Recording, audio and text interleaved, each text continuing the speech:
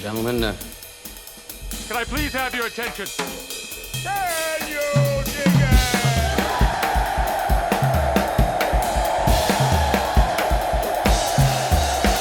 it? Greetings, dear listeners. This is Jonah Goldberg, host of the Remnant podcast, brought to you by the Dispatch and Dispatch Media. I've been teasing this guest for a while now. I'm very excited about it. I have so little time to actually read for pleasure and stuff, but I've been geeking out about, as I mentioned to John Podorz over on Glop the other day. I've been loving this book, The Ghost at the Feast by Robert Kagan.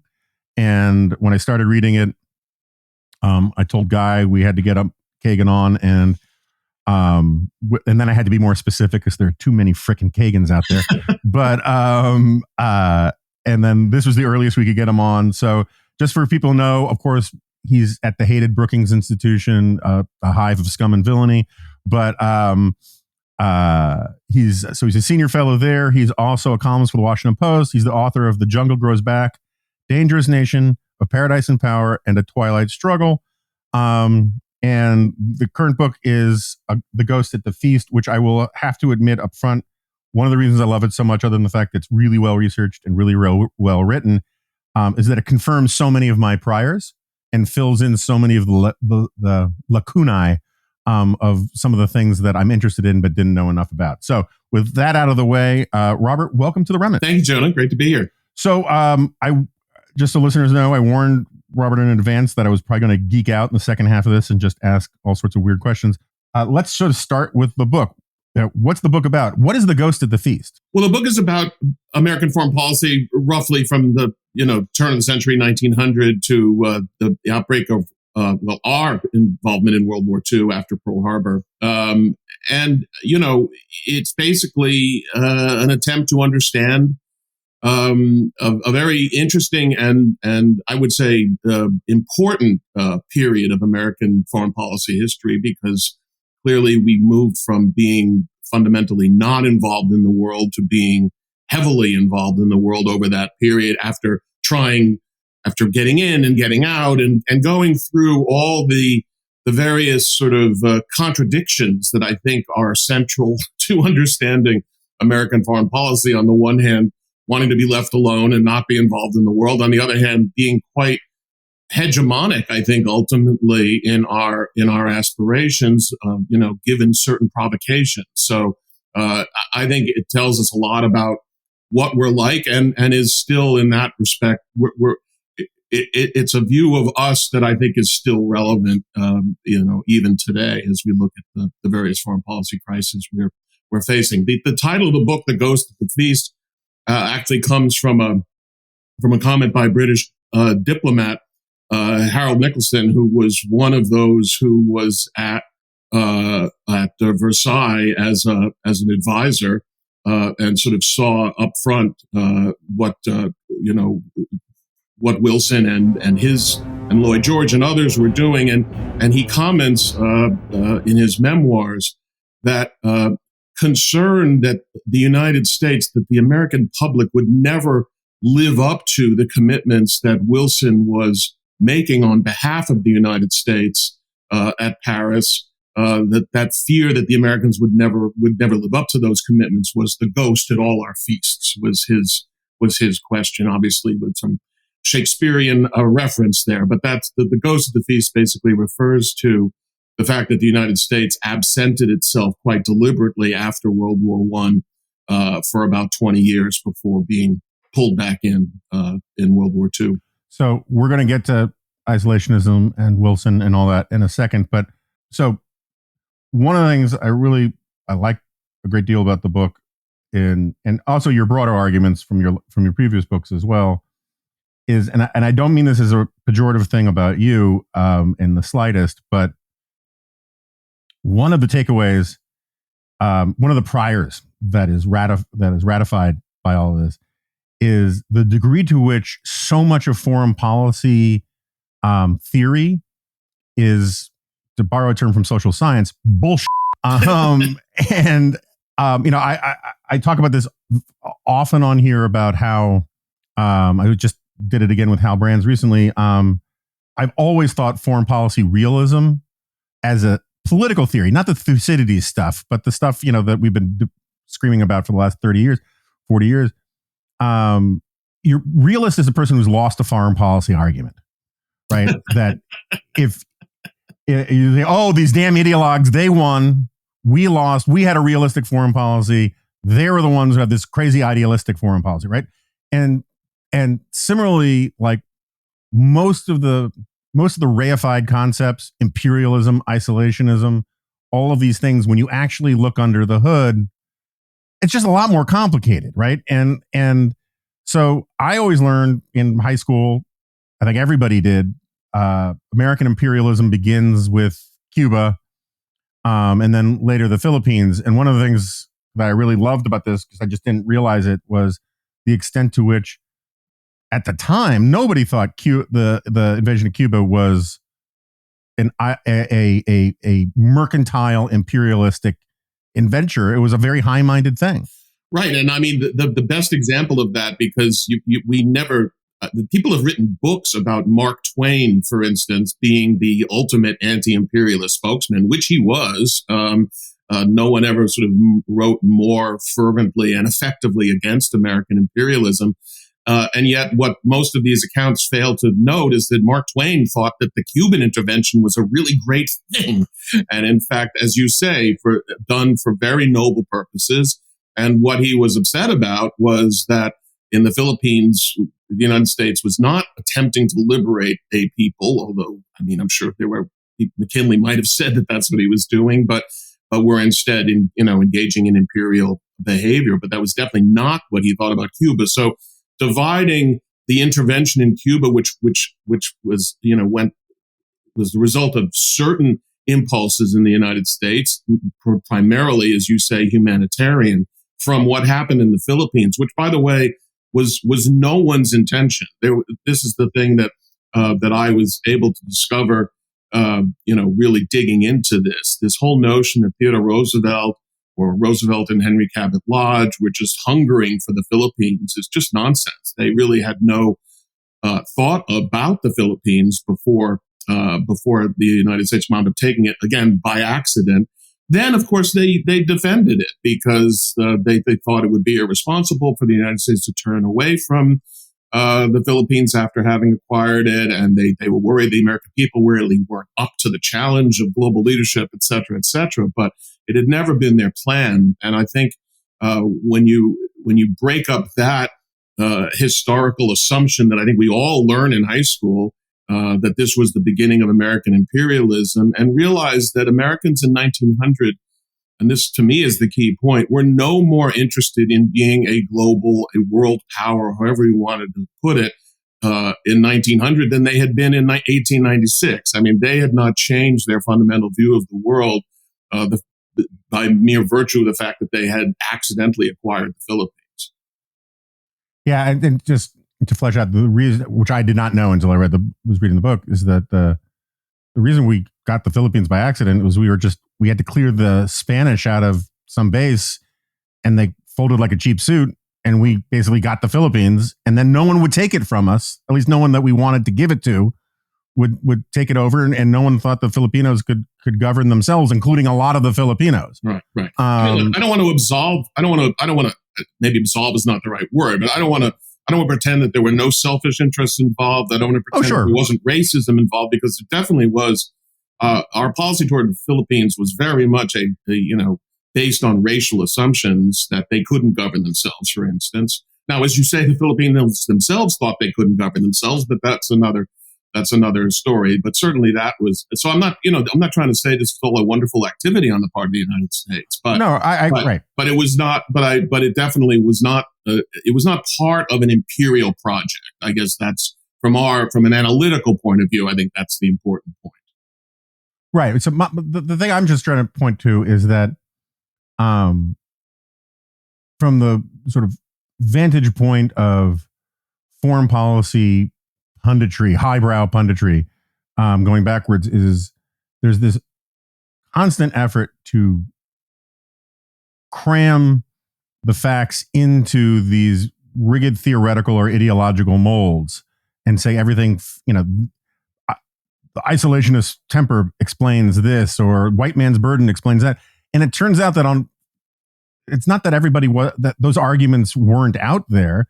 It's just that there were lots of people on the other side arguing against them. And there was almost always other factors at play, including as the thing you point out most aggressively is, public opinion.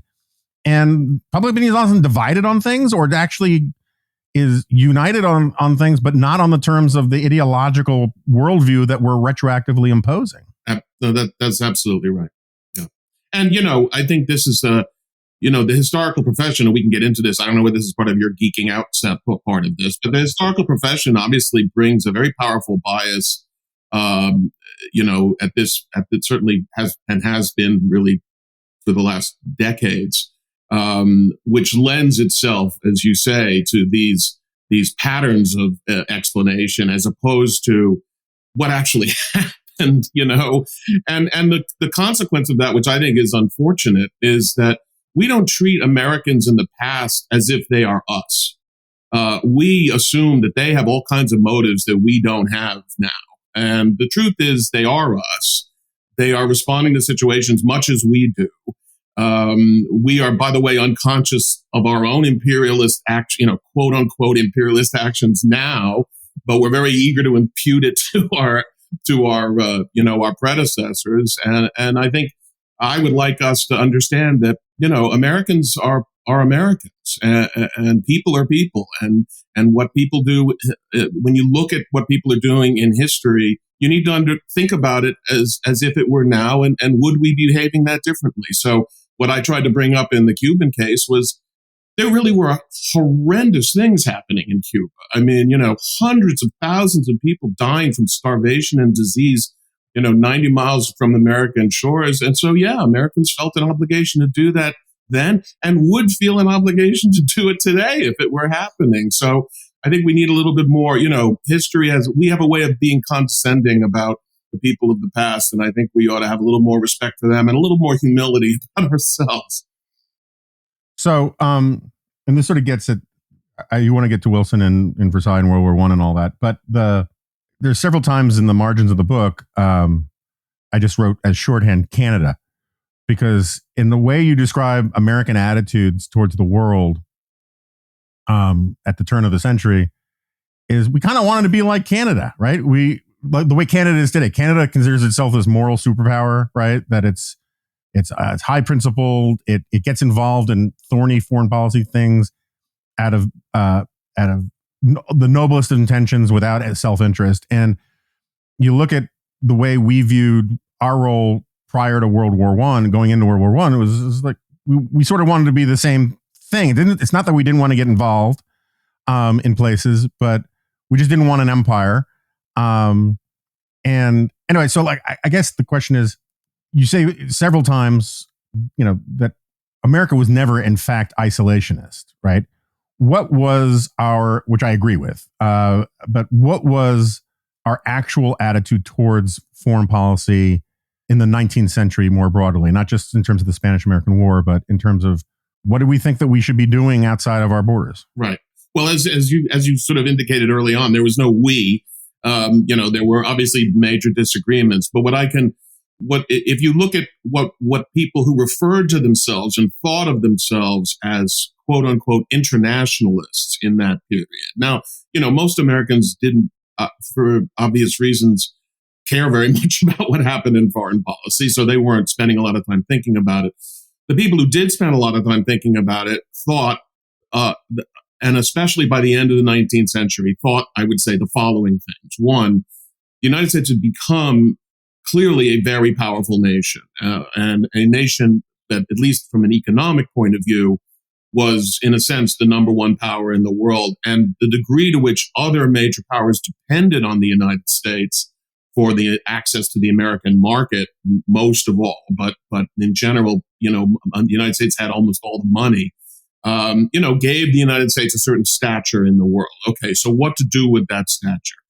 None of them thought, hey, it would be great to send troops to Europe and send troops to Asia, or have any kind of actual tangible involvement in affairs around the world. What they thought the United States could do with all this great influence was help other countries settle their international problems. And sort of obviously the United States had a real interest in maintaining the peace that had allowed them to get so rich. And by the way, get rich, get powerful, and yet spend almost nothing on their military. So that's kind of a great situation to be in. And you would want to perpetuate that situation as long as possible, which meant, in the eyes of internationalists, being that kind of mediating power, because we didn't have any interest. We didn't care who ran Europe. We just didn't, we didn't want to have a war that would suck us into it, or we didn't, we wanted to maintain a certain balance,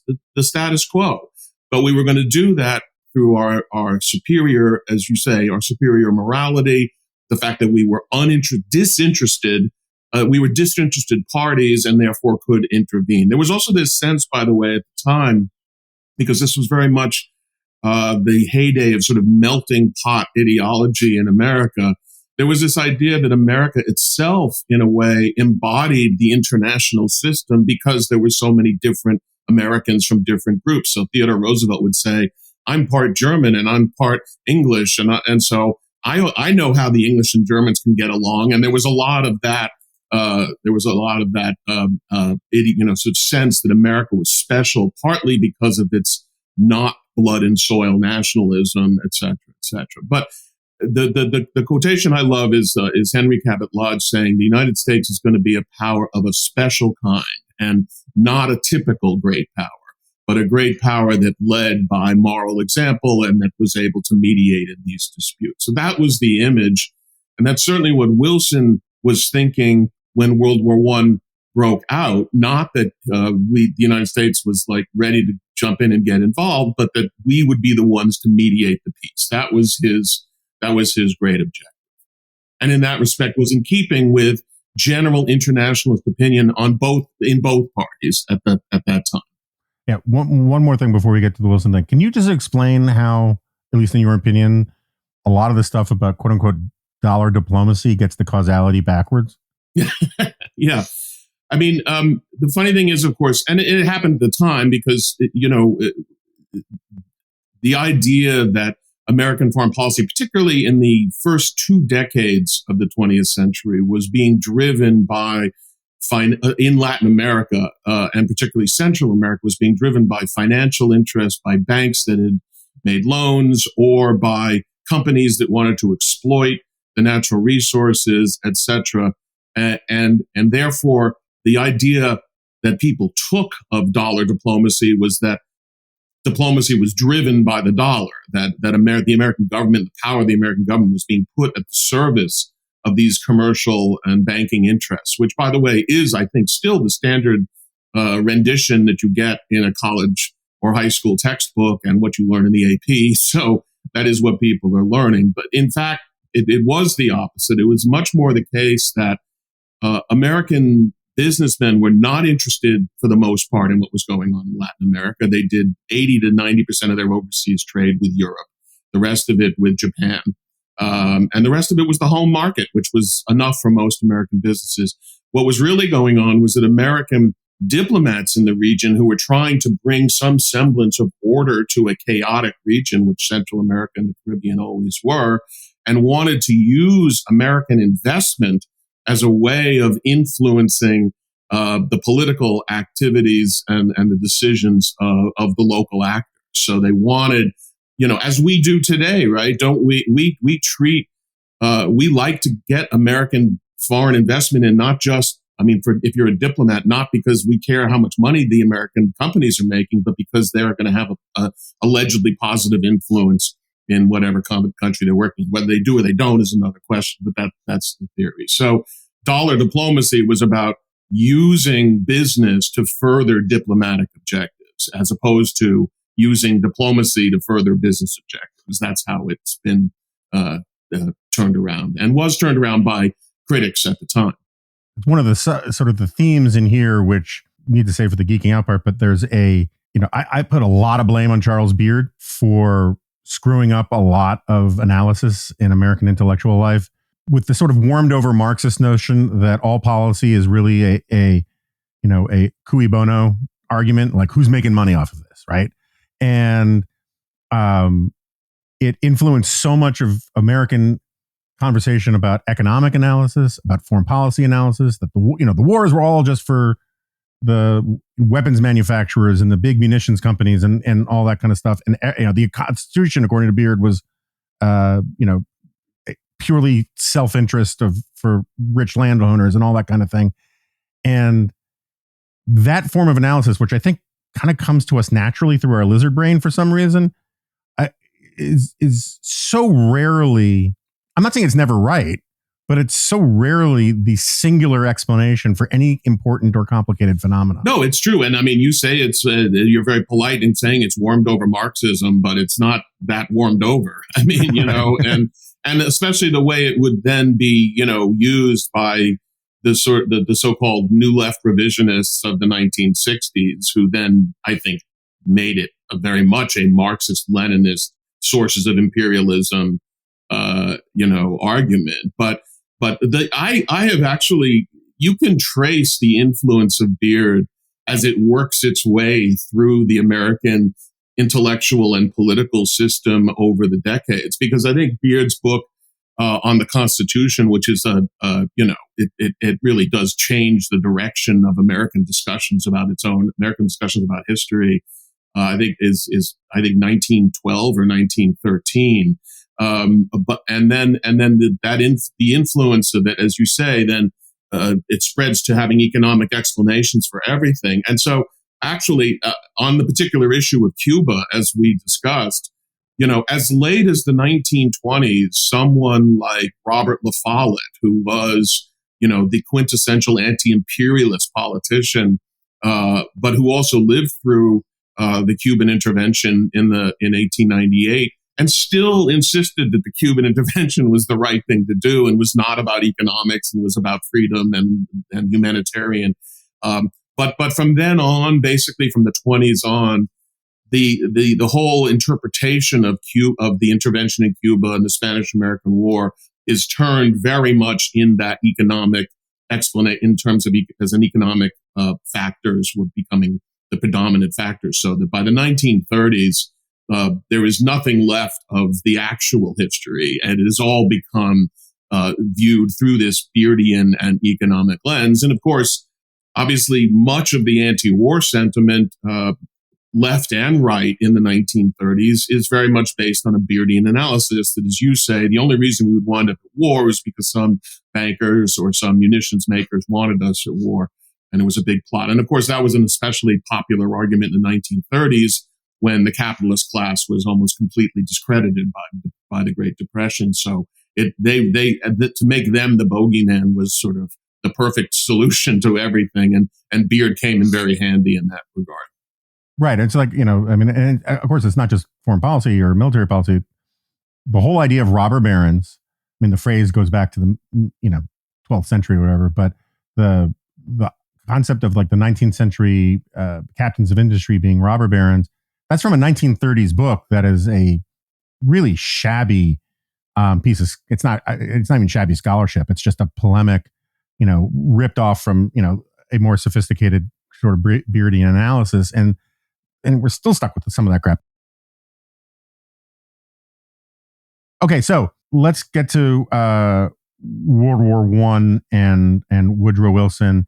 I should inform you, this may be the only place where you get a little pushback, significant pushback from me, insofar as I am the vice president of the International Order of Woodrow Wilson haters. Who's the president? We're leaving that spot open. We're having tryouts. And so I can only truck with so much praise of Woodrow Wilson, but for the purposes of foreign policy, we will try. Tell us the story, your story of how we got into the war and why. And I'll just leave it like that. Well, first of all, I'm not, I don't think I would have liked to have spent a lot of time with Woodrow Wilson. I don't think he was the most pleasant person to hang with unless you were his really close buddy or something. So, and I'm acutely aware of Wilson's flaws as a political leader and as to some extent as a person. But what I want to emphasize, and this is maybe this is part of your geek section also, which is that we tend to put way too much emphasis on who the president is, as if every time a new president comes into office, we have that president's foreign policy. And that is a tremendous overstatement of what really happens.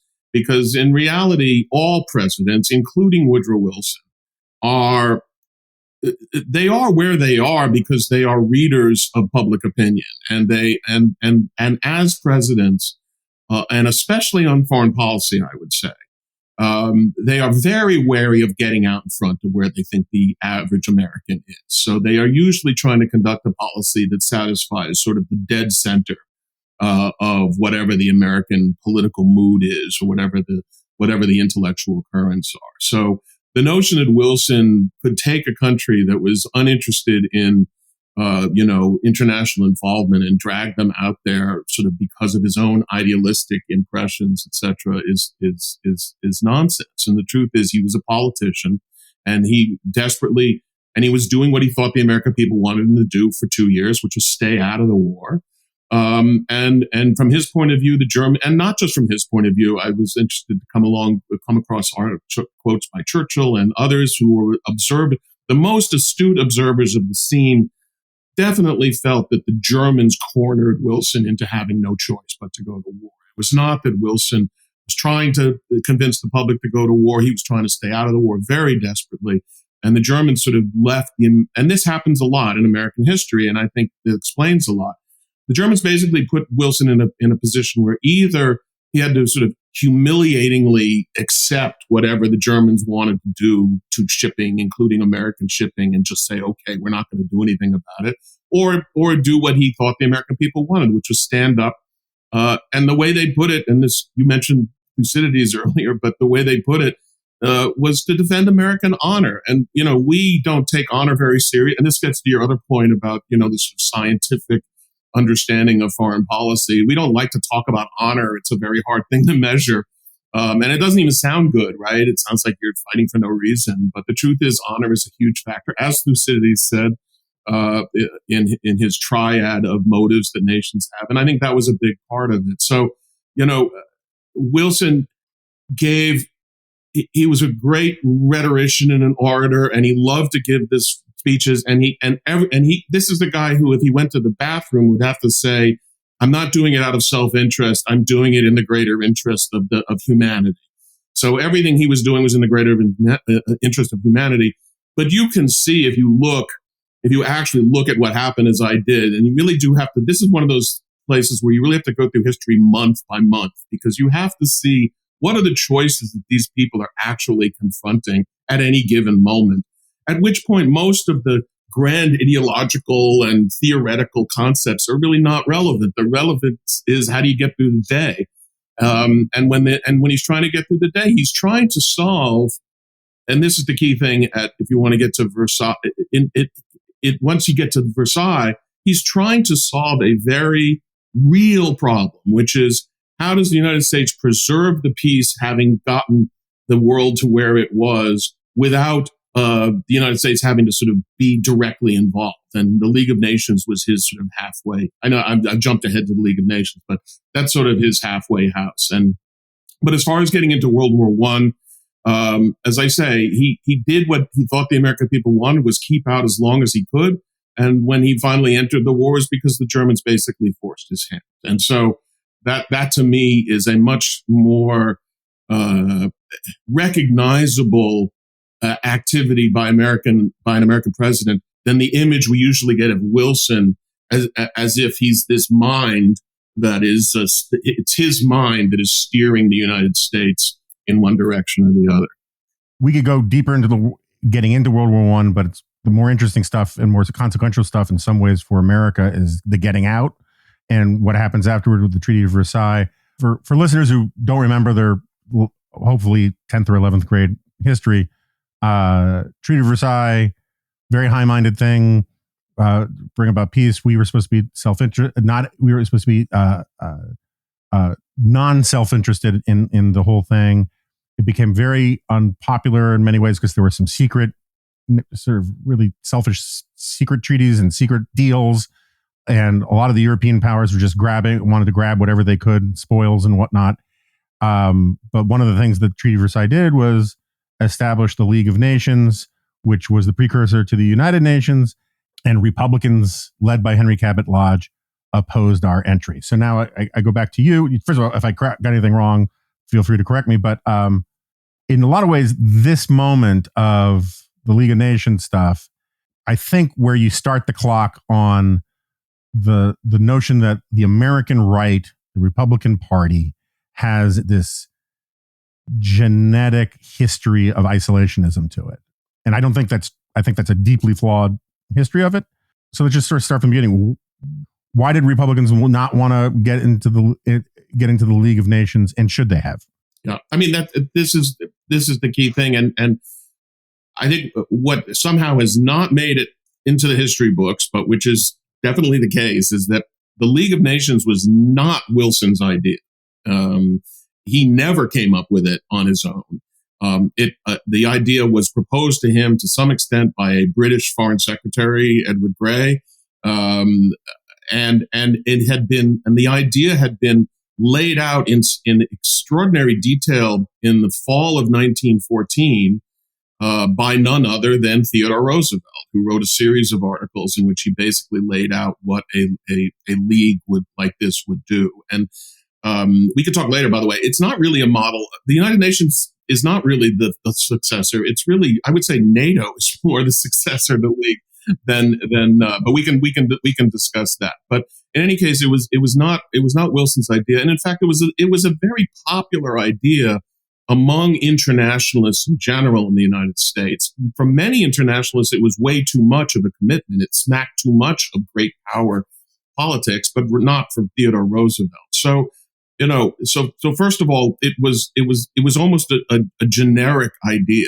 The Parliament to Man, Tennyson, that kind of stuff. Right, exactly. And, people like Elihu Root were in favor of it, and Theodore Roosevelt was, and Henry Cabot Lodge was, the League to Enforce Peace, which was which was a kind of a lobby organization in the United States, was a Republican-led organization. It was led by William Howard Taft, the former president, and had all kinds of Republicans. So, and by the way, going into Wilson was the first Democratic president since Grover Cleveland, who left office in 1896. And the Democrats, if there was an isolationist party in America in the late 19th century and early 20th century, the Democrats were the isolationist party for all kinds of reasons having to do with the dominance of the South, which we can get into. But in any case, it was. And the Internationalist Party were the Republicans.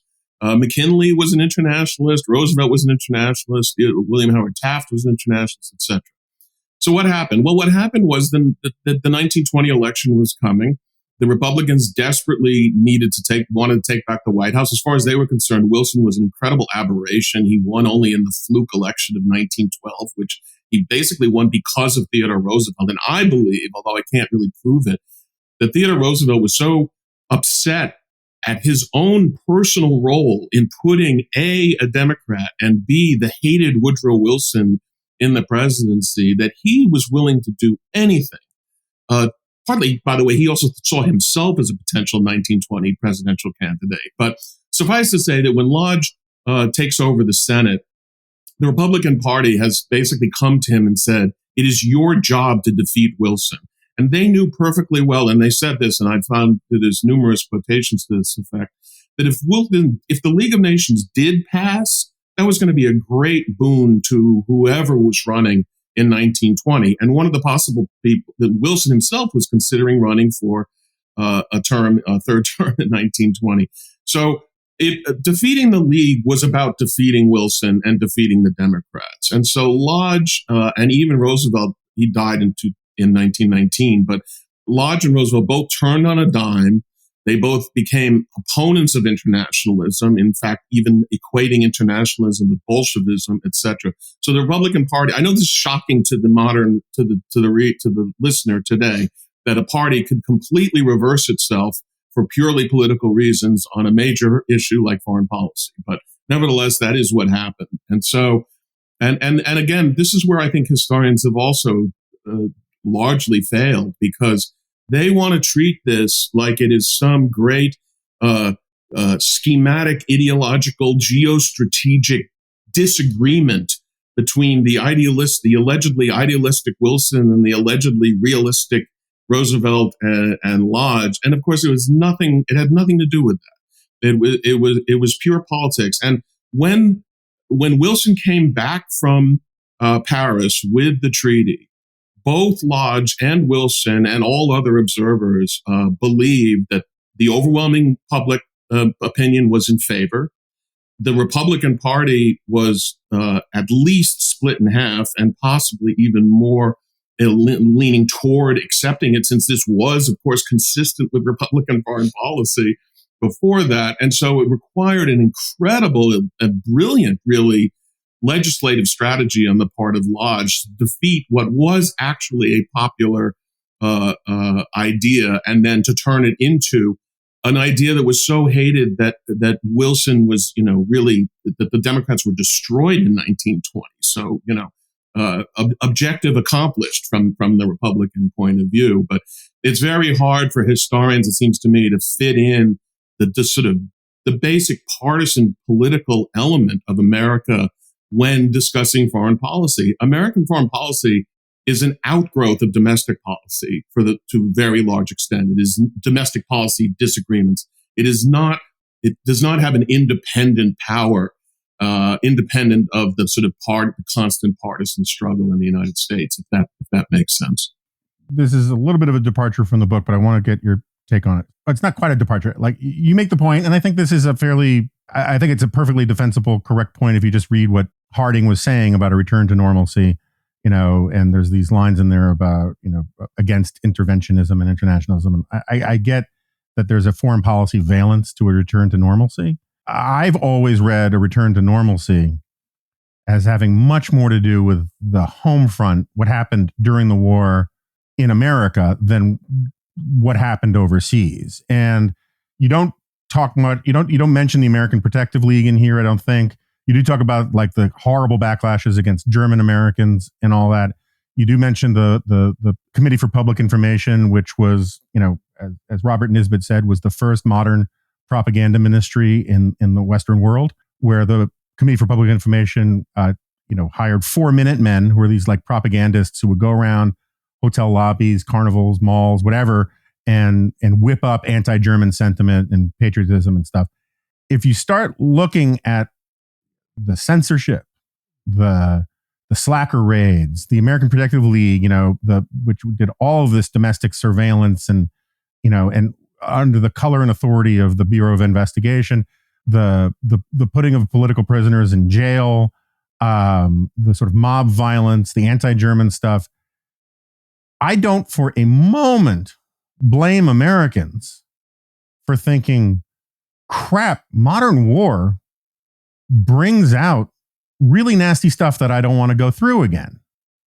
And, this is one of my complaints always about the it can't happen here, the Sinclair Lewis thing, is if you actually, I reread it when I was working on my first book, and the stuff he describes saying, oh, this could happen here. And, I think he's invoking the threat of fascism coming to America.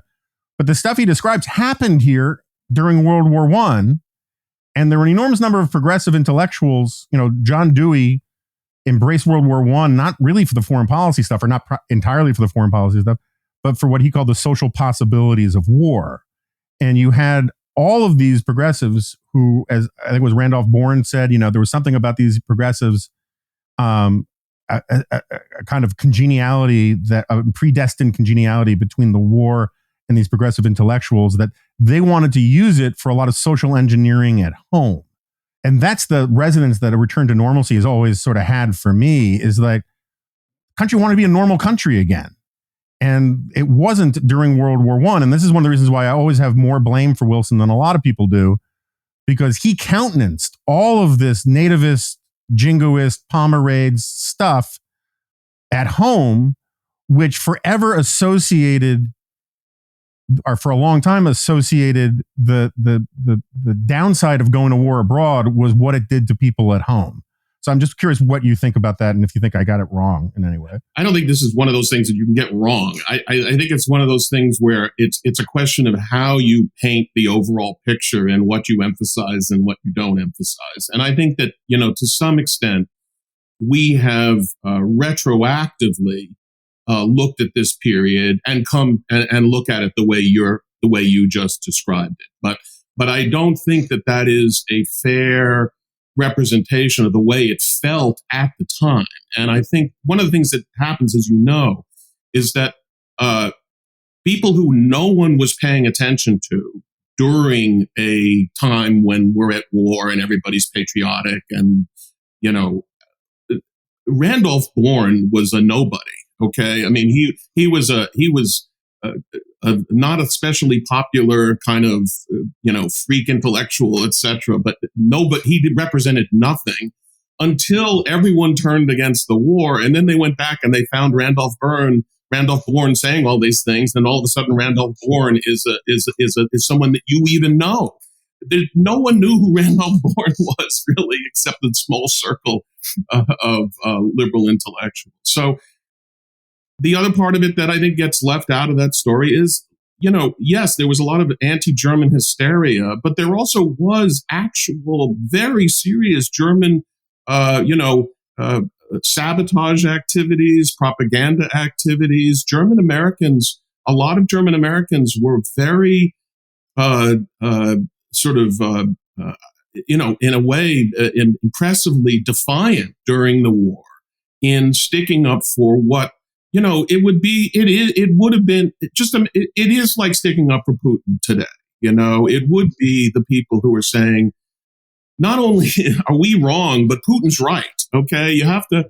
And so, so Americans had a response to that, and it was a wartime. By the way, Wilson himself, interestingly, predicted with horror. And one of the reasons he wanted to stay out of the war, if you go through, Wilson made a statement to one of his friends and advisors that if we go to war, we're going to have intolerance, we're going to have persecution, we're going to have all these things, which then eventually, of course, were exactly what happened. The Red Scare and the Palmer raids, yes, they were terrible violations of people's civil liberties, and there's nothing that should take away from that reality. But we do tend to forget what kicked off the Palmer raids, which was a series of actual explosions across the country by people who had sent bombs to the homes of leading officials, including Palmer himself, some of which went off and killed or blew the arms off of maids who answered the door, etc. So there was a tremendous fear after actual terrorist activities, which then led to the kind of, we're a democracy. And so when these things happen, people overreact and overreact. So that's part of it. Not to excuse anything that was done, but I do think at the time it didn't feel as horrible as we look at it in retrospect. Now, let's turn to the 20s for a second. This is the only thing I want to say in response to the turn to normalcy. I would find that more persuasive if the 1920s themselves were not a terrible continuation, in fact, of the kind of intolerance that grew up in World War I. I mean, this is the period, the 1920s, when the Klan, the Second Klan, becomes a massive massive national organization, not just in the South, but throughout the North. This is the period when we have the most draconian immigration restrictions in history passed in 1924. This is the period when anything foreign is basically regarded as a threat. And so it wasn't that we returned to normalcy, unless that's normalcy. And as you yourself have written about, this is the period when eugenicists are, that eugenics is dominating the American Academy in this period. Respectable people are talking about Nordic race and Alpine race and all this other stuff. So I would say that what World War I wound up kicking off was a period of renewed nativism that had many sources, by the way, including the massive immigration that, of course, had taken place, especially from the 1890s on. So there's a lot. I guess what I'm saying, it sort of goes back to your point originally. There's a lot going on in this period, and there are a lot of cross-cutting factors. And so while it certainly is reasonable to condemn what happened during World War I, I don't think that people at the time saw it in quite that way. But B, the return to normalcy was actually a deepening of sort of nativism, sort of the less, I would say, admirable qualities of the American polity. I have two questions that are going to take us in two very different directions, so I'm going to try to do this carefully. So do you think FDR was more right than wrong in his 1944, the Economic Bill of Rights, Second Bill of Rights address, where he says, we return to the normalcy of the 20s, we will be surrendering to, this is paraphrasing, but surrendering to the fascism, just as we're defeating fascism abroad, we'll be surrendering to it at home.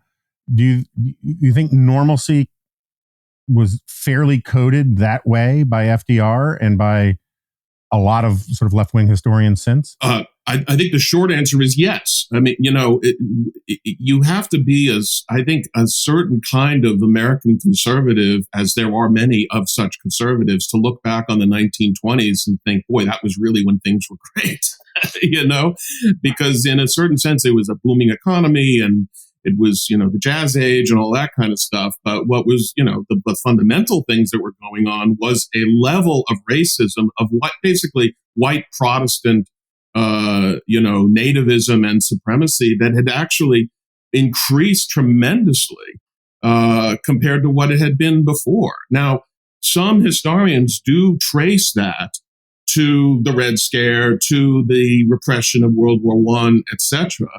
But I trace it to sort of natural evolution of the American polity, the core. Look, let's face it, the core white supremacism of American life, which existed at least until World War II, was at its height in the 1920s. So, for me, it's hard to look back on the 20s and say, I wish things were like that again. And so from Roosevelt's point of view in 1944, that's right. And I don't know, fascism, I don't know whether you want to call what was going on in the 1920s fascism or not. It was very much it was very American, certainly. But yeah, that is a not unreasonable way of looking at the 1920s, it seems to me. Okay, we're going to put a pin in that. And then the other question, because I have some pushback for you, but then the other thing is this other theory that I did not really hold very strongly until we went through the pandemic here with the COVID, is I'm just wondering how much you think the influenza, of 17, right? If you read the John Barry book on 18, the great 18, sorry. Trump always used to get the date wrong, and now it's incepted in my head to always get the date wrong. It drives me crazy. But the John Barry book, one of the points he makes is that people were so essentially ashamed by their conduct during the pandemic because it was just a terrible experience, and this sort of instinctual caveman logic kicks in about self-preservation and the rest. And the influenza was so much worse than Spanish flu was so much worse than COVID was. Pandemics make people crazy. Pandemics make people weird, and there's a long tail to what COVID did to America.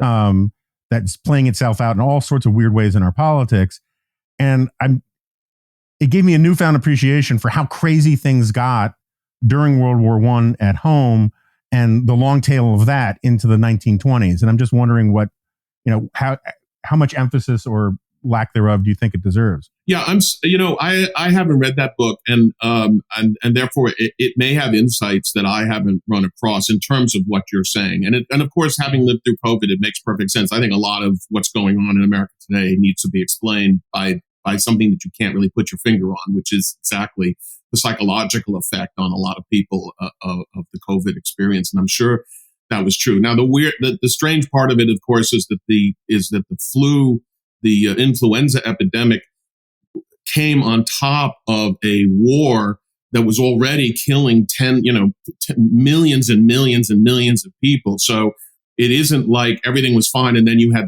the influenza. It was like everything was a disaster and then you had the influenza. So right. which could cut both ways, right? I mean, it could. Right. No, it could. It absolutely. And so the simple answer is I don't know. The only thing I can say is that not having read Barry's book, the influenza is definitely the dog that doesn't bark when you look at the history, at the way people were talking about things in the 1920s. No one is saying in 1923, boy, it turns out that influenza really had a big impact. No one is saying that, right? There's 15 other things that they're pointing to as the reasons why the world is going to hell, and it's not the influenza. So I don't know what to make. I don't know what to make of that. Yeah, I think that there are two ways there are two ways that are in conflict with each other. That I think to think about that. One is, so this is partly a point that Yuval Levin makes, is that and he gets it from the Barry book as well, I believe, is people just didn't talk. I mean, it was amazing. All these people are dying. Kids are dying. People are losing their kids, losing their parents in just massive numbers. It's really horrific, and no one talks about it because they're ashamed, right? It's just one of these things that they were like, that's in the past. I don't want to talk about that again, was a very common thing. And so it's like, it's amazing, given the death toll from it, how few newspapers had a word to say about it when it was over.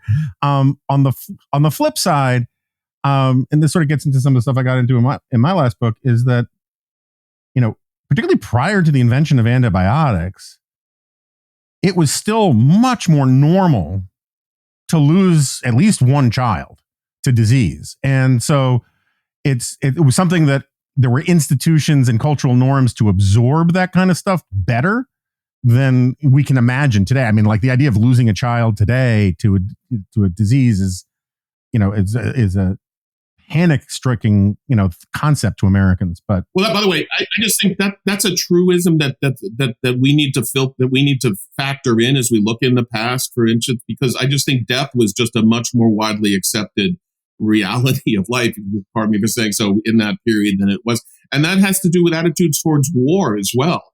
I mean, the United States lost something like 2,000 to 4,000 soldiers in the combination of Cuba and the Philippines, which I think, when it happened in Iraq and Afghanistan over the course of a 20-year period, we regard as one of the great catastrophes of our modern foreign policy. At the turn of the century, when you lost 4,000 over the course of 6 weeks, as it happened, people could still remember the Civil War when you lost 4,000 in 2 hours. Not to mention World War I, where, you lost hundreds of thousands in a few days, at least to injury. And so there just was a different scale. And that's why I think that is a better explanation, which is people were more accustomed to terrible things happening then. Right. I mean, Calvin Coolidge, his son was playing tennis on the White House court, got a blister, it got infected, died a week later. I mean, that was a thing, On the nostalgia for the 1920s point, I generally agree with you, right? That there are a lot of bad things happening in the United States. It's worth noting that the Second Klan was basically, has its origins in a movie, right? I mean, it was Birth of a Nation that creates basically this movie cult, and then these jackasses run with it all across the nation, and in some places the Klan was one of the most formidable political forces around. I mean, in some places, in almost all places. yeah, fair. I was just trying to be a little more generous, but like the 1924 Klan Bake, convention and whatnot. One of the benefits of the era of Trump is that I often say this, I've never been more politically homeless, but more ideologically centered, right? Because I now don't have to do any water carrying for either party, right? I'm a passionate both sides-ist.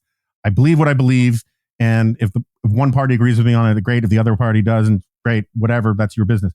So I am not trying to carry water for Republicans or Democrats here. Yeah. That said, one of my grave peeves from my days of more diligent water carrying for Republicans, it was this notion that somehow all of, forget partisan stuff. One of my great problems with American historiography, right, with liberal historians generally, the liberal consensus historians, and also the hard left guys, is if something bad happens in American history, it's either because of conservatives, right? The sort of basic conservative, it's the conservative DNA in America, or the conservative movement, or conservative ideologues, or the Republican Party, but it's conservatives, or it's America to blame. That America, there's something inherently wrong with America. Liberalism and progressivism is almost never to blame for any bad things that happen in America. And part of my problem with FDR's talk about the 1920s, my problem with the way people, like if you read some books about Woodrow Wilson, when all the bad stuff starts happening, Woodrow Wilson just sort of disappears into a hedge like Homer Simpson, is like not part of the story. And the Klan was sort of the military wing of the Democratic Party. The eugenicists were nearly all leading progressive economists and intellectuals. Woodrow Wilson, as you know, was the first, a Democrat in a long time. He was the first Dixiecrat since Reconstruction. Soaked to the bone racist who brings segregation back to Washington, D.C.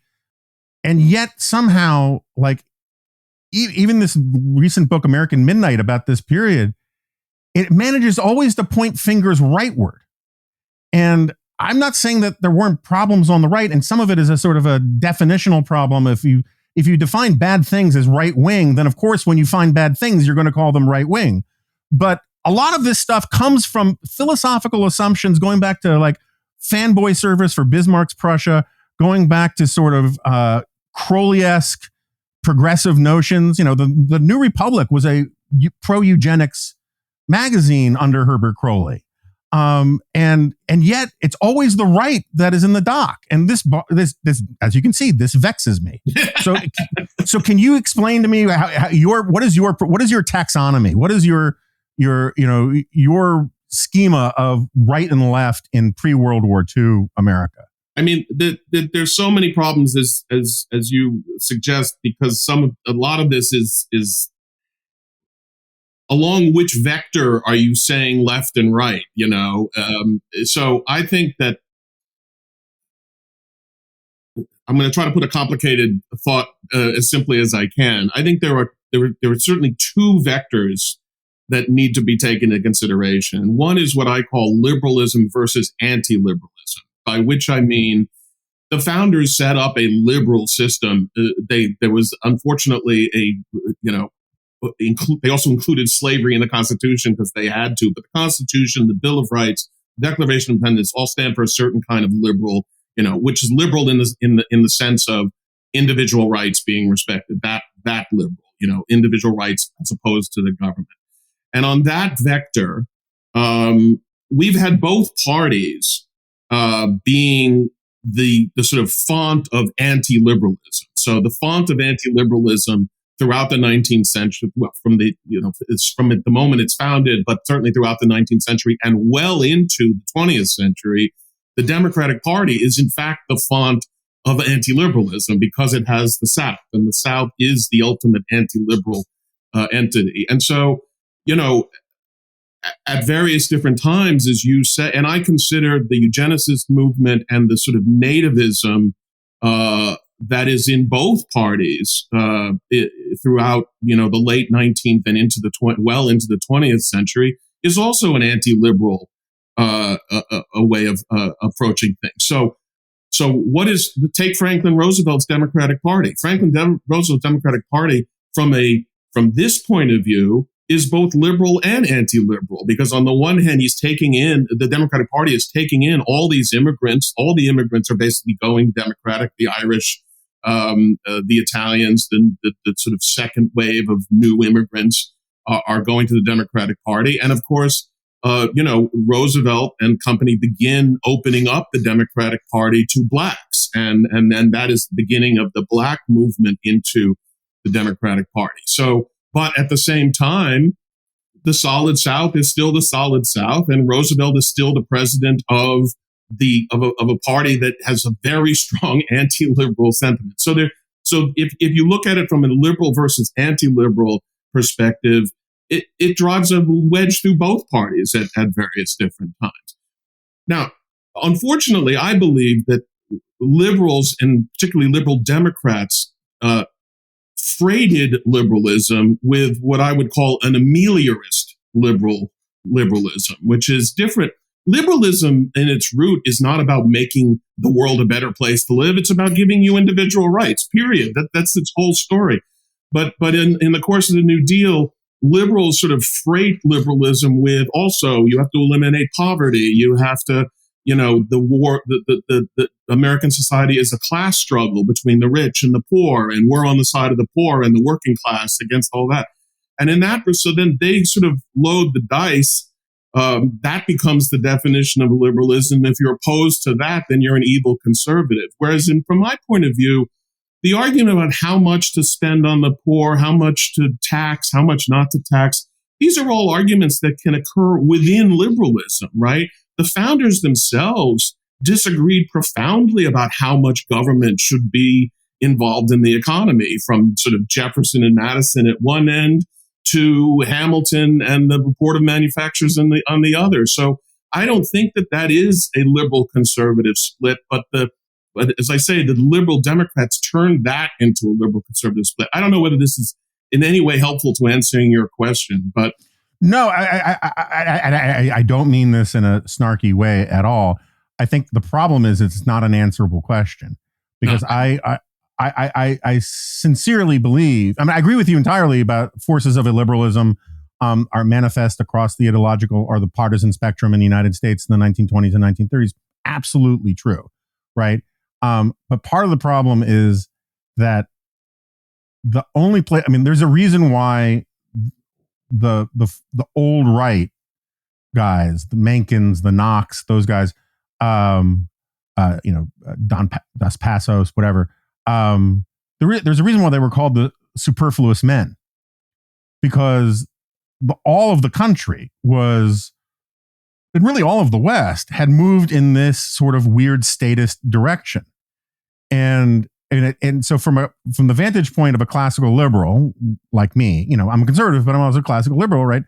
It's almost impossible to get your head around the idea that that people were arguing that, fascism is evil, but communism is awesome, right? Because, they're both authoritarian forms of statism, but at the time they seemed very different to people, or at least to some people.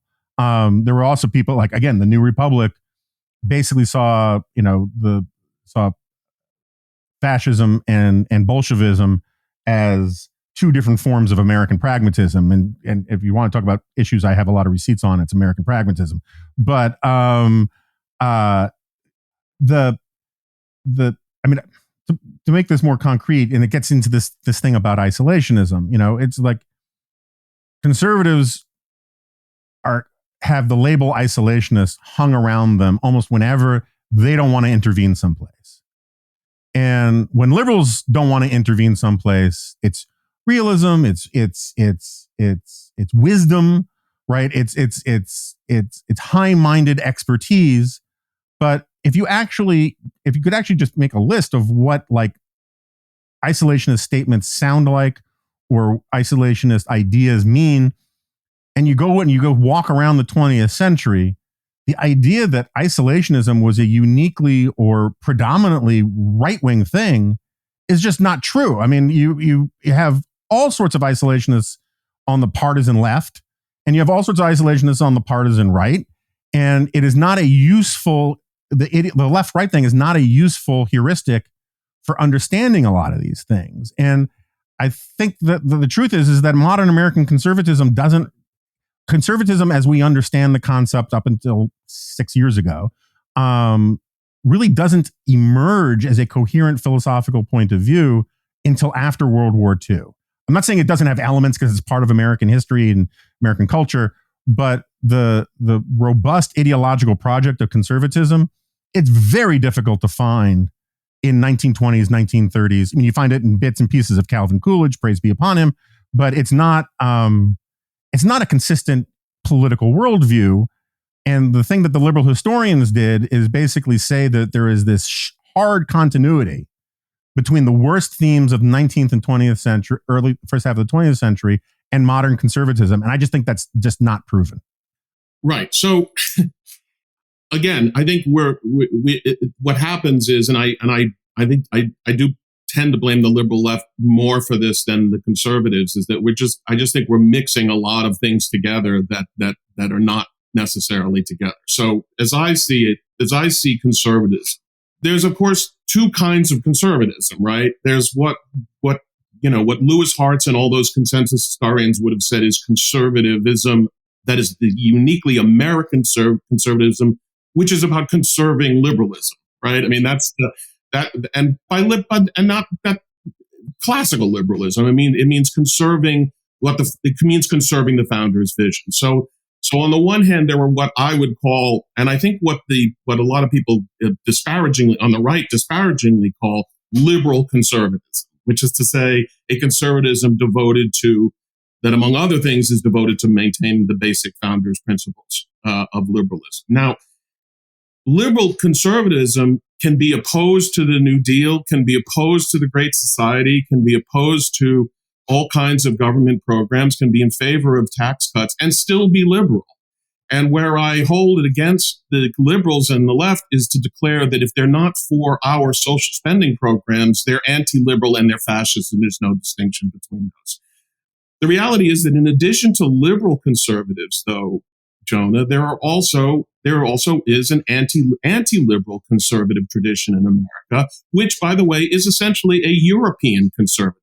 Okay, so the problem is when you mention people like Dos Passos and Knock, I don't think they are liberal conservatives. I think they are anti-liberal conservatives, and I think Russell Kirk is an anti-liberal conservative, and I think Buckley in 1960 is an anti-liberal conservative. But it all gets jumbled together when Reagan wins. Reagan is a coalition of liberal conservatism and anti-liberal conservatism, in which, by the way, the liberal conservatives are much more dominant, so that, groups like the religious fundamentalists were paid lip service by Reagan, but they really didn't get that much out of him, And so, but that's where I think the confusion comes, and it's a confusion on both sides. There's not a simple conservatism, because on the one hand, you can have an argument between liberals and conservatives over spending. That's different from having an argument over black rights, and just because I picked on Buckley is essentially defending the South in the late 90s, and so is National Review in general. So you tell me which conservatism you're defending, because I do think that they are fundamentally. Now, Buckley was a genius because he sort of elided over this distinction, but I think the distinction is critical, and it's critical when you get to who you're blaming for what. Now, the liberals have also split, right? There are liberals who are liberals in defense of classical liberalism. We might have called them anti-communist liberals back in the day, the sort of Truman, liberal, the Kennedy liberal, etc. But then, of course, there's the split that occurred in the Democratic Party over Vietnam, and that created the left.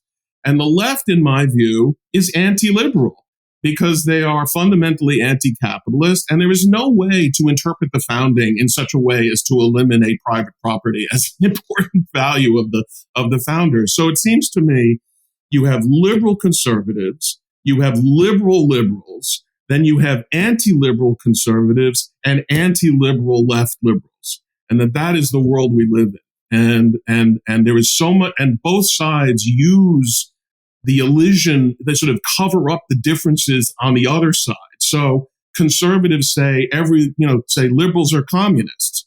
Well, some liberals are quote unquote communists, and many liberals are not. You know what I mean? So it seems to me both sides use the sort of split in each other's movements as a way of attacking the movement by attacking its most anti-liberal side.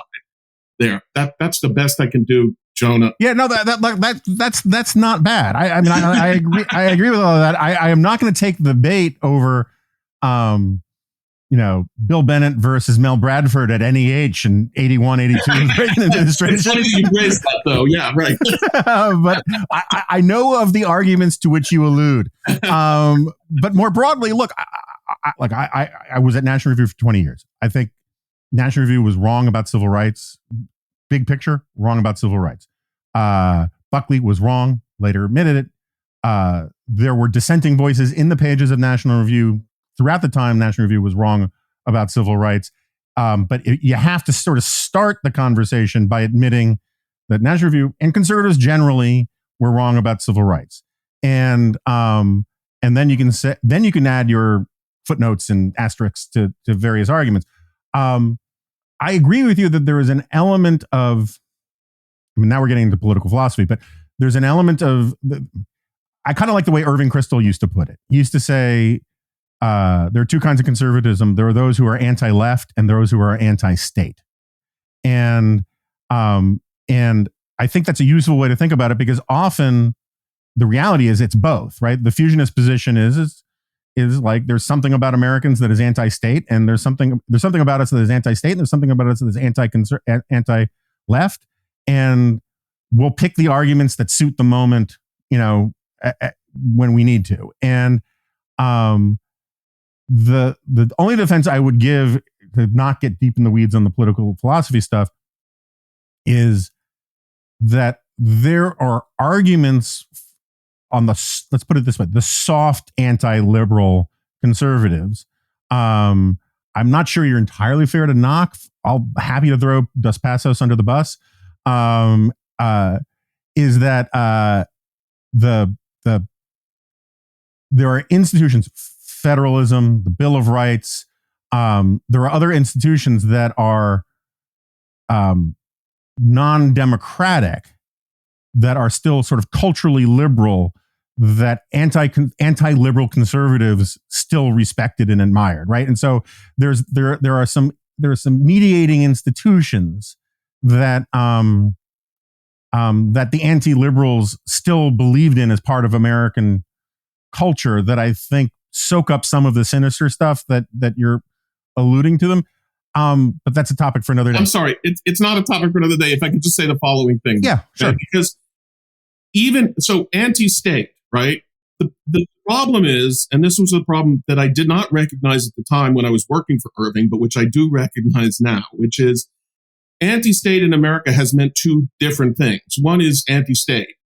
One is, we don't like to have anybody, and that, the country was founded on anti-state principles. There's no question. Don't tread on me is anti-state. Yeah. Don't tread. Yeah. Don't. And also, I'm a frontier guy making a settlement. I don't need a government. You know what I mean? It's that kind of thing. But there also, as you know, there's another anti-state, which is an anti-state to defend racism and to defend slavery. And so the problem is, I know what Irving means by anti-state, but I also know what other people mean by anti-state, So no, that's totally fair. The Ron Paul crowd, the Lou Rockwell, Ron Paul crowd of libertarians, their libertarianism. I mean, I hate to tell you, you're going to have to go a lot more mainstream than that to include the people who also regard the states, this from the South's point of view, the states' rights is not about the state. No. I'm with you. I was just going to make the point that you can see the best example of it in a group that actually managed to craft the chimerical position of libertarians for slavery, okay, which is just one of the most. I mean, I feel like Ron Burgundy. I'm not even mad. I'm impressed. Like you can pull that off, right? But no, so I agree with you. But let's go back to this period, right? So one of the problems in the sort of the taxonomical problems in this is that I would argue that the progressives so ruined the name progressive that they had to run away from it. And FDR picks up liberal. And liberal used to be a word that was owned across the sort of ideological spectrum as a good word. You had Taft into the 1950s using it positively. You even had Joseph McCarthy using it positively for a little while. And then so liberalism becomes, progressivism gets called liberalism, which in many ways is, I don't want to say it's the opposite, but it's in conflict with it. And then in the 30s, part of my argument about progressives has always been their attitude towards power is determinative, right? It's like you Littman with drift and mastery and Wilson's love of power, Crowley's understanding of the state. All of these guys, they just thought the state was there to do all the good things, sort of like the state is to do what God would do if God existed in some ways. And so under FDR, like when I was trying to figure out the 1930s, I spent a lot of time trying to figure out these ideological things in the 1930s. And it wasn't until I think I was reading FDR and His Enemies where it just sort of dawned on me. It was like, oh, you're right wing if you're a political opponent of FDR. And so you have union bosses with George Meany, I guess, and you have union bosses who are called right wing because they're opponents of FDR. And like for me, the ne plus ultra of all this is Father Coughlin, right? Who endorses FDR at first, says it's Roosevelt or ruin. And then when Roosevelt doesn't go left enough for his tastes, he starts campaigning against FDR from the left. If you read the National Union of Social Justice's platform, it's nationalist socialist, fancy that, but it's definitely socialist. And yet, the historiography very glibly and the pundits very glibly just refer to Coughlin as the right-wing radio priest. Now, again, if you define anti-Semitism as right-wing, then of course he's the right-wing radio priest. But I think we both know very well that anti-Semitism does not have a strictly right-wing, connotation to it. There are a lot of left-wing anti-Semites out there. Yeah, no, there's a lot of anti-Semites out there, period, of all different, of every conceivable walk. But no, I take your point. And, the 30s they are complicated because I do believe this is where two different definitions of liberalism get conflated. And as you rightly say, it becomes the case that liberals argue that if you're against the New Deal, or if you're against the Great Society, or if you're against any of these public welfare programs, you are anti-liberal. But my argument would be, no, that is an argument within liberalism. There is an anti-liberal force out there, but it's not the people who were necessarily, and by the way, there's overlap between people who were against the New Deal and who also were racists and also were anti-liberal, etc. There was also overlap in the other direction. The South was part of Roosevelt's New Deal coalition, right? You couldn't have had the New Deal coalition without votes of the racist South supporting you. So, and they were not anti-state guys. I mean, Josephus Daniel types, they were very progressive in terms of like the role of the government stuff. They just dated black people. And they didn't want the government messing in their affairs on those issues, but they were perfectly willing to have the government messing in their affairs on all kinds of economic issues. And so that's what I mean by, we're failing to see distinctions, partly because I think from a partisan point of view, it's better not to have the distinctions, right? It's better for the Democrats to be able to say, if you oppose my program, you're not simply just opposing my program, you're also a fascist. And it's fine for Republicans, as they do, to say, we're not just opposed to your liberal programs, we're opposed to you because you're a communist. Because any increase in the role of government in the United States is communism, which is also absurd because that makes Alexander Hamilton a communist, So, I mean, I don't know. There's a lot of sort of resentment on all sides about why you're calling me names, but I do think it is possible to say, look, these people were, on the liberal side on these issues, but against the liberal side on these issues, or these people were having an argument, including foreign policy. You mentioned foreign policy before. Foreign policy is not a liberal issue in terms of, you can have an aggressive foreign policy. Most wars, as Bob Dole pointed out, were Democrat wars. Vietnam was a Democratic war. The Democrats and liberals in particular. What I would say, by the way, is that liberals tend to be more interventionist than conservatives for an obvious reason, which is big government is big government. You have to have a big government to have a big foreign policy. So if you have a big foreign policy, that means you've created a big government, and that's a bad thing if you're a certain kind of conservative, right? And liberals tend to be more. They're not troubled by big government, and they're also not troubled by the spreading liberal values as much as maybe conservatives are, because they're more skeptical of liberal values. So I think that's true.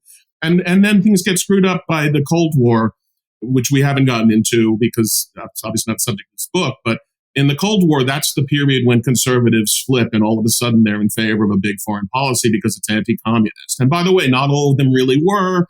And as we found out once the Cold War ended, they actually were not interested in a global foreign policy. So, back to your original point, which is where I think we ought to end this conversation. Every attempt to sort of put, the more single-minded your explanation of anything, the worse off you're going to be in terms of actually. So yes, we need theories and patterns to construct, but the theories and patterns have to be much more complex than we are used to assigning to historical events. So I would love to have you back on. I actually have to get to a board meeting in like 6 minutes, but I do want to, just for the benefit of listeners, to tie two threads together. One of the core arguments of my book, Suicide of the West, was that there's no teleology to history, right? That all of the advances we've got in terms of liberalism, right? They don't, it's not naturally occurring. If it were naturally occurring, it would have showed up in the evolutionary record a little earlier than 300 years ago. And so therefore we should have gratitude for it, and we should have, and we should endeavor to fight for it, right? Because as the Roman poet, says, was it Herodotus? You can chase nature out with a pitchfork; it will always come rushing back. This is sort of one of the great themes of your work, which is that the jungle grows back in terms of the international sphere, and that if you take the liberal international order for granted and don't think you have to fight for it, you're going to lose it, right? And so if you just sort of explain that point very briefly, so like I feel like I've done my due diligence, and then we'll close it out. Well, you certainly have, and I don't know how many are in the anti-teleological club, Jonah. I mean, because that is something that I feel very strongly about, and we tell ourselves a story about how history unfolded and led to this, and then, you had the Greeks and the Magna Carta, and here's democracy, congratulations, which is not at all what happened, and nor was any of this inevitable. And what I believe, and this is true in international terms, but it's also true domestically, is precisely that because there is something about liberalism which is teleological. People who tend to believe in liberalism think that's where things are heading. That's an inheritance from the Enlightenment. But the founders' liberalism is not a product of the Enlightenment, and that's the other thing that it borrows some ideas from the Enlightenment, but the Enlightenment was not leading to this, and so it's a mistake not to understand that liberalism, in some respects, is a faith like any other. It is something you have to believe in. The Declaration of Independence says governments are instituted. That's ridiculous. No government had actually ever been instituted for these purposes before. And so that, it's basically Euclidean, the Declaration of Independence is basically Euclidean logic, right? It is self-evident that there are, just like three sides of a triangle, there are natural rights, right? And so I always took that as one of the greatest punts in all of human history. It's almost right. We don't want to argue about this. We'll just say it's self-evident. It's self-evident. And by the way, we're going to say something about the creator, even though we definitely don't believe the creator has really very much to do about it. And that's what it's very hard for liberals to understand, that it is a faith at some level. And we don't like to think that what we're defending is a faith. We like to think that what we're defending is just logical rationality playing itself out. And so therefore, though, liberalism is not something that every human being has always yearned for throughout history. Quite the contrary. All the evidence suggests otherwise. So it is, in fact, a very fragile reality. It's a temporary reality. It's a reality that's being imposed almost accidentally by, what happened to be the greatest power in the world for a while. And I believe that when that power ceases to be the greatest power in the world, we may not have liberalism anymore, because it is not just the end point of the natural human evolution. It's part of the victory of one set of ideas over another, and a victory that was accomplished in the material world, not in the intellectual world. Okay, so we're in violent agreement on all that. We're going to have to revisit your soft peddling of Woodrow Wilson's evil. Robert Kagan, thank you so much for doing this. I really appreciate it. I hope you'll come back sometime. Obviously, there are other things upon which we could either violently agree or disagree. It was a great pleasure for me. Thank you for having me on, Jonah. Okay, so Robert has left the studio, and as a point of fact, so had I. I had to go straight to a dispatch board meeting. So this is a little while later, but I never recorded the close because I had to go to the board meeting. And in fact, I showed up at the board meeting just a little too amped up, wanting to argue about intellectual history and ideological history in America, which was really not the focus of the board meeting. But I really wish, I could do that conversation with Robert Kagan for another 3 hours, because there's just so much more stuff to talk about. And hopefully we'll have him back on and we can maybe pick up where we left off, talk about some other things as well. Highly, highly recommend The Ghost at the Feast. You don't have to agree with all of it, but it's very clear he's done his homework, and it's very, like, I am sure there are responses out there about how, oh no, the Spanish-American War was imperialistic. And I'm sure they can quote and cite things and all that kind of stuff. That's fine. But you can't say it was obviously and overwhelmingly and objectively and singularly imperialistic, because of the weight of the arguments that people like Robert Kagan brings pointing the other way, which is to say things are messy, right? That things are complicated, that there are all sorts of trends and counter trends and tendencies and counter tendencies and partial tendencies that are at work in American history. And I think Robert's absolutely right, is like foreign policy isn't this coherent, obvious, discrete thing. It is a emergent property of American domestic politics and of various competing interests and all the rest. In other words, it's complicated, and people who want to make foreign policy simple and work on sort of, syllogistic or Euclidean lines or whatever, they're just going to leave all sorts of really important facts on the sidelines or on the cutting room floor. And I think that this book is really just great for offering a corrective to, it's not intended to be a revisionist history. He's just going in and looking at the facts as he finds them. There is, and this is one of the reasons why I was so geeky about this, if you know where other historians come down on certain questions and where other historical schools come down on certain questions, you can tell that Robert is throwing elbows, but it doesn't get in the way of the prose. It's like it's almost like an esoteric thing where there's the straightforward text, which is very readable, very interesting, really fact-filled. But then there's the sort of the subtext to a lot of it, which is sort of polemical, ideological, and very entertaining to me. So anyway, I'm enjoying the book. I'm really glad to have had him on. Obviously, we agree on a lot. We disagree in terms of emphasis on some other things. I don't quite buy his argument about normalcy, which is not to say I reject his argument about normalcy, because again, there's some truth to all of these things, and not all of these things, but a lot of things. Anyway, I'm still rambling about it because there's still so much stuff I want to argue about in here. The only other thing, I just came out of this board meeting. The Dispatch is doing well. This is a terrible time for the media business in general. And, so we're not exploding with growth the way we had been for a while, but we're also not laying people off and crashing and all of the stuff that's going on around us. But we want to get back to big time growth. And one of the things that is becoming more and more clear in the data is that the most important way to spread the word about the Dispatch and encourage people to become members and subscribe is word of mouth.